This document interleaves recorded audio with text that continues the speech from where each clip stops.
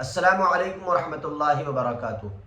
محترم ناظرین و سامعین، آج کا اہم سوال یہ ہے کہ اسلام میں سلام کرنا کیسا ہے اور اس کا جواب دینا کیسا ہے۔ نیز یہ بات بھی سمجھنے کی کوشش کریں گے کہ کیا چھوٹا ہی بڑے کو سلام کرے یا بڑا بھی چھوٹے کو سلام کر سکتا ہے۔ تو اس بات کو سمجھنے سے پہلے آپ یہ بات ذہن نشین فرما لیں کہ سلام اللہ تعالیٰ کے 99 ناموں میں سے ایک نام ہے، جس کے معنی ہے سلامتی والا۔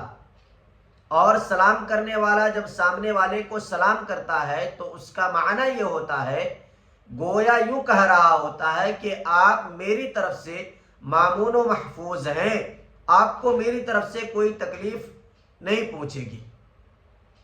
اب چلتے ہیں اصل مقصد کی طرف کہ کیا چھوٹا ہی بڑے کو سلام کرے یا بڑا بھی چھوٹے کو سلام کر سکتا ہے۔ تو حدیث کا مطالعہ کرنے سے پتہ چلتا ہے کہ اللہ کے رسول جناب محمد رسول اللہ صلی اللہ علیہ وسلم جب راستوں پر چلتے تو چھوٹے چھوٹے معصوم بچوں کو بھی سلام کرتے، اور وہ چھوٹے معصوم بچے سلام کا جواب بھی دیتے۔ نیز یہ بات بھی ثابت ہے کہ ہر چھوٹا بڑے کو سلام کرے، ہر سوار پیدل چلنے والے کو سلام کرے۔ تو گویا کہ دونوں طرح کی حدیثیں موجود ہیں، چھوٹا بھی بڑے کو سلام کر سکتا ہے، بڑے بھی چھوٹے کو سلام کر سکتے ہیں، اور بڑے کا چھوٹے کو سلام کرنا نہ صرف جائز ہے بلکہ سنت نبوی صلی اللہ علیہ وسلم بھی ہے۔